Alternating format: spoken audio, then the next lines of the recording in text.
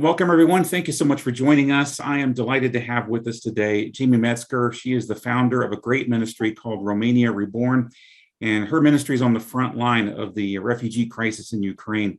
And so I'm delighted to have her here with us to talk about that. Jayme, first of all, thank you for the great work that you're doing, and thank you for taking the time to be with us today.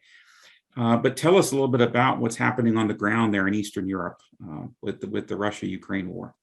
Yeah, I mean, this is something, obviously, our ministry isn't, we are an orphan care organization primarily, and our primary adoption ministry is in Northwest Romania. So this refugee crisis just hit us out of the blue, as the war hit everyone out of the blue, of course. Yeah. So for the past couple weeks, no Romanian that I know has been unaffected by this war. Obviously, they do border Ukraine. They are receiving just thousands of refugees every day. Of course, many are going to Poland and Moldova as well, but over 200,000 refugees have crossed into Romania, and they're dispersed throughout every community that I've heard of. And I have friends throughout the country, and nearly every community in Romania is, helping these Ukrainian refugees who are coming through. From what I hear, most of them are, transiting Romania. They're not staying there. First of all, Romania is a little bit close for comfort. I mean, it's right there. And so I think people are worried that if this develops into a full-scale nuclear, God forbid, nuclear war, they want to be further away. So a lot of them are in Romania temporarily and trying to figure out, what their next steps are, connect to family or other acquaintances they might have in other parts of Europe. But there are some that are staying there. And we have hooked up with some, we have partners in Bucharest area that are with an alliance called the Romania Without Orphans Alliance. And this is, if you're familiar with the Christian Alliance for Orphans here in the United States, it's a similar organization for Romania. So it's mostly NGOs and churches who have banded together an alliance to work on orphan care issues. They do advocacy as far as political and also within the church, trying to raise awareness about adoption. So that's the purpose of that organization. But they have been very active in kind of pivoting toward this refugee crisis and, meeting this need when you see so many families coming in. I mean, it's in many ways, it is not a completely, there are some parallels to the orphan issue. Obviously, you have a lot of separated families. You have a lot of mothers traveling with their young children without their husband and father with them. So there are certainly, I know that there's a large fear because Romania is unfortunately a country where there's a lot of human trafficking concerns and presence, that they're very concerned that these vulnerable refugees find safe places to stay. You've been working with vulnerable children for pretty much your entire ministry and stuff. And I guess if you don't mind, I'd just take a pause here, because I think folks that maybe didn't hear you speak at our church a few years ago, or may not be familiar with you, would like to hear about your ministry in general and what you do and the general care that you do. So could you just tell us a little bit about Romania Reborn? Yeah, sure. So when have we been around? I guess almost 24 years now, since I started the US-based 501c3 that is supporting a Romanian foundation. So we strongly believe in indigenous ministry, and we're basically the support arm for what Romanian Christians are doing within their own country. So our primary ministry that we support is, like I said, in Northwest Romania, and they are an adoption ministry primarily. We are not an orphanage. We strongly believe that children belong in families and that that's God's design. Now, sometimes that can't always happen, and sometimes you have to do what you can do. But our passion is to place children into permanent family situations. And so we also have some foster for kids that, for one reason or another, are difficult to place in adoptions, or sometimes it's legally impossible to place them in adoptions. So we do have a small private foster program as well, but we mostly do adoption work. So we have social workers on our staff, and they're taking children who've been abandoned mostly out of institutions. A lot of times they've been abandoned in hospitals.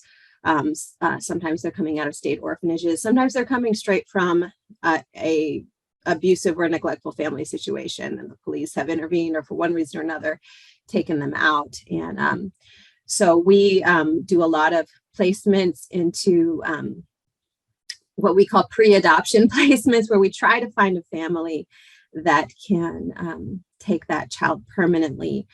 We've kind of had to be creative with the legal system in Romania and, work through what's available to us. But we place them in placements most of the time with families that are going to then initiate an adoption process. And we try to find evangelical or at least sincere Orthodox families that make their faith a priority.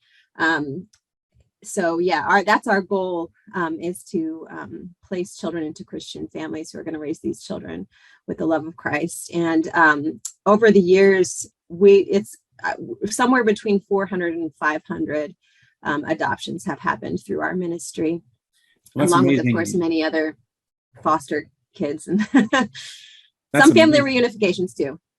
Is this the placements mainly with Romanian families, or is it also outside of Romania as well? Exclusively Romanian families. Okay. Romania has one of the strictest inter-country adoption laws in the world. Okay. They didn't always, as of course I meet families all the time who, oh yeah, I have a child I adopted from Romania. Back in the 90s, they were a huge sending country. And, right after the fall of communism, everyone saw the documentaries of the children in these horrendous communist orphanages that were basically like concentration camps. And so there were many, many Western families came into Romania to adopt these children. And for the most part, it was all needed and helpful, but it certainly was chaotic. And there was a lot of corruption in the process. It did need to be reformed, but there was a bit of an overcorrection, in my opinion, in the early 2000s. As part of Romania's process to get into the EU, they reformed their system, but they also, I think, over-reformed, where the adoption became, international adoption, even today, is closed to anyone who is not a Romanian citizen. It actually, the original law, they closed it to anyone who doesn't live in Romania. So even Romanian citizens living abroad could not adopt from Romania for about 10 years. And then they at least opened that. So now Romanian citizens who live in other countries can do an adoption, but otherwise there's no international adoptions from Romania at all.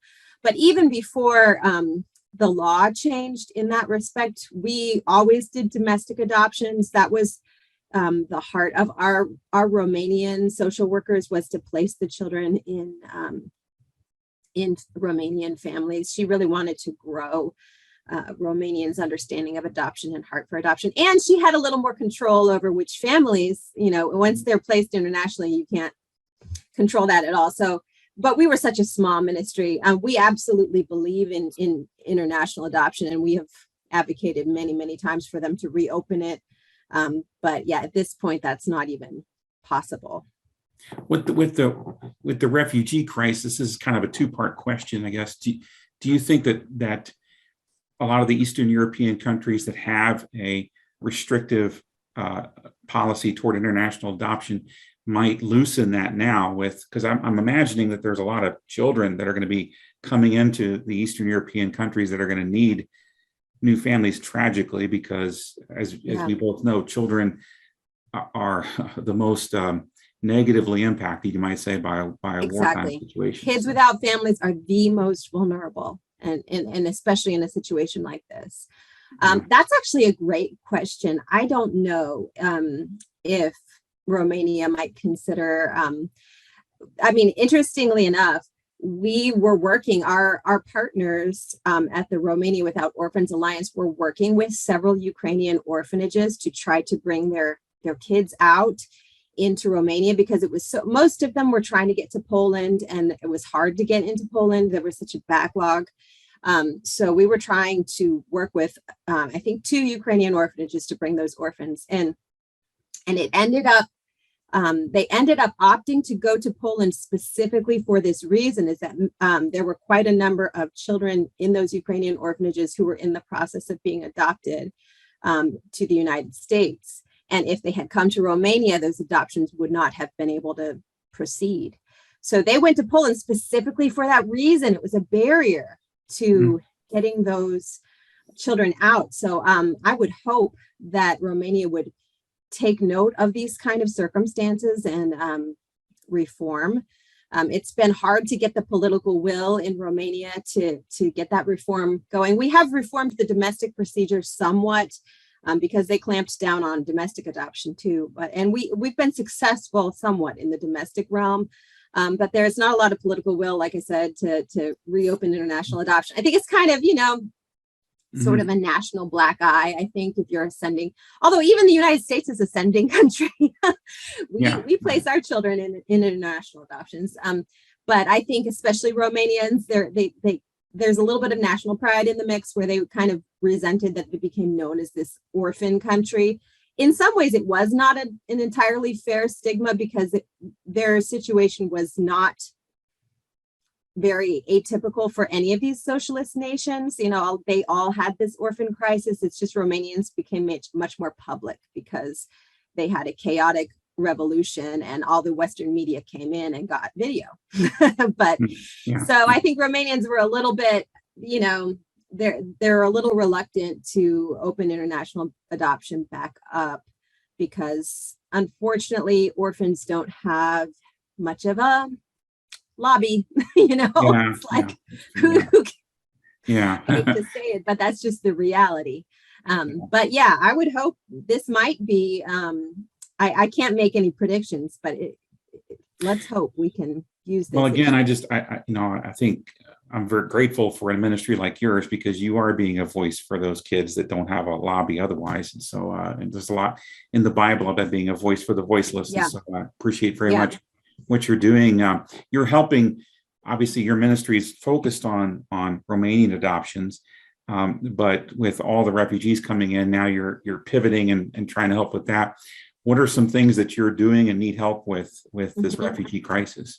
Yeah, thanks for asking that. So we are partnering with a coalition of about half a dozen churches in the Bucharest area. And they are opening up their own church buildings, some local Christian camps as refugee shelters. And so, like I said, a lot of it is they're taking in Ukrainians for a few days and then kind of sending them on. There are, I heard 102 as of today, 102 that are being hosted more semi-permanently, but the rest, there have been hundreds that have come through and then left. So, we're, as you might imagine, they're kind of outfitting these facilities, trying to get bedding in, trying to get clothing in, trying to, get the funds to fill these people's gas tanks and, of course, feed them every day, clothing. So many of these refugees came with one suitcase that they could just carry in their hand. It was like almost nothing that they have. And so we are operating shelters essentially. It's just been incredible to see. I've been really proud, Brian, of just to see how Romanians have opened their arms so wide to these refugees. It's just done my heart really good. I've always felt like Romanians have some of the best hospitality in the whole world. Every time I go, they just make you feel like royalty when, and even when they have hardly anything.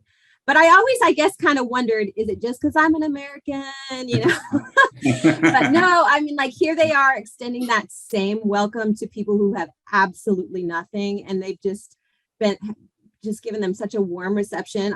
I saw a tweet just today about how the Romanians are literally lining up at the border with all these supplies, and they're really extending a warm open embrace to these Ukrainian neighbors of theirs. So it's really made me proud. What is I'm not asking you to be a prophet or a mind reader here, but like, what is the feeling on the ground amongst the Romanian people about the war and about, is Putin going to stop, after, well, of course, we can't assume he's going to be successful in conquering Ukraine. Right. Those people are, that's been encouraging. Yeah, they're putting up a pretty good fight there. But I mean, my fear is it's going to be a years long quagmire that's just going to cost terrible bloodshed.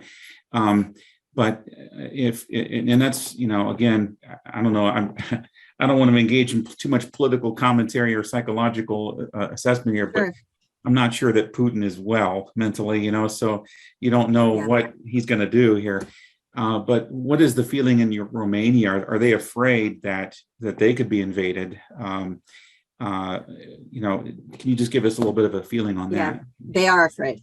Yeah, it's a sense of, I don't want to say panic. I think that's too strong a word. Although we could probably describe the situation at gas stations and grocery stores as a little bit panicky. I've seen a lot of, the lines in these places. Our typical snowstorm response times times 10 probably.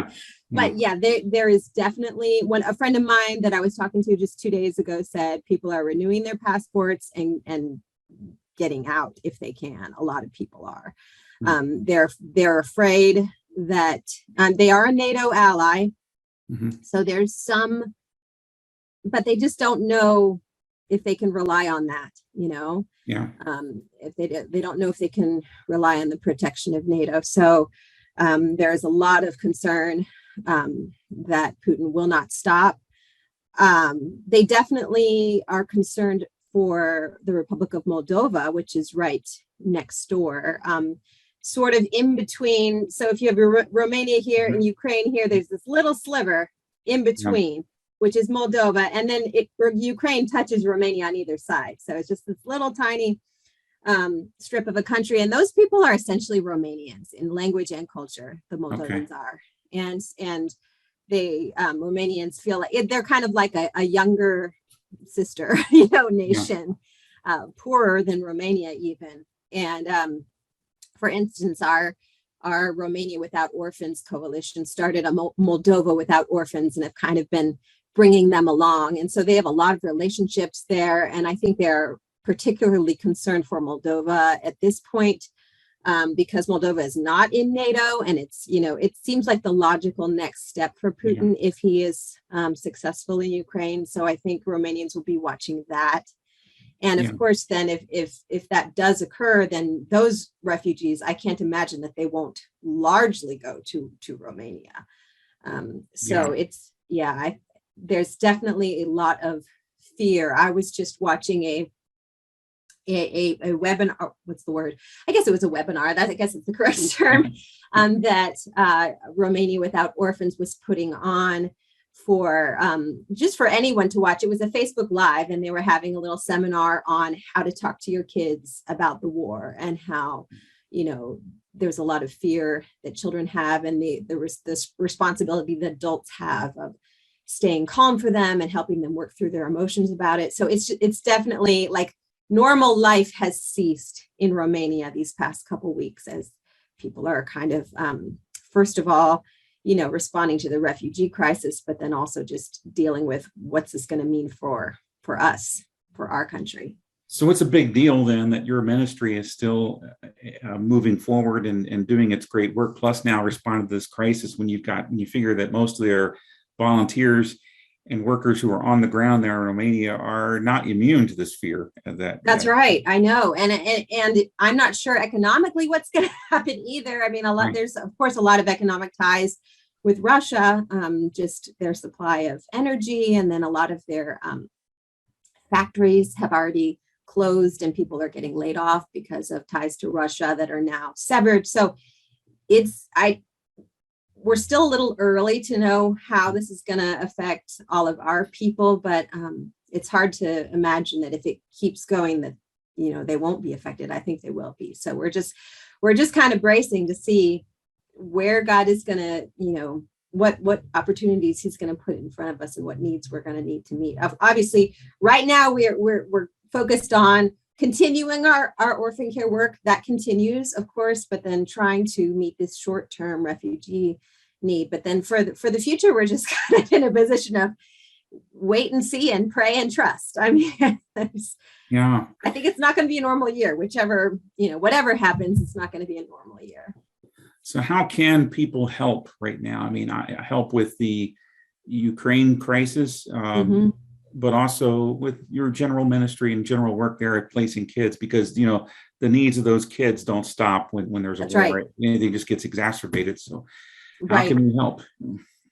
Well, I would love to have people go to our website, Romania-Reborn.org. And we have, of course, just our regular general giving funds that will help support our ongoing orphan ministry. But we did start a fund that's dedicated for Ukraine response, and we are passing through donations for that at 100%. We're sending, if we get $5, we're sending that $5 straight to Romania for this need, this short-term refugee crisis need. So there, if you go to our homepage, you will see all the links to that. It's probably not necessary for me to give the exact URL for that one. Just go to our homepage. I'll have it in the description and the comments. Okay, there we go. Yeah.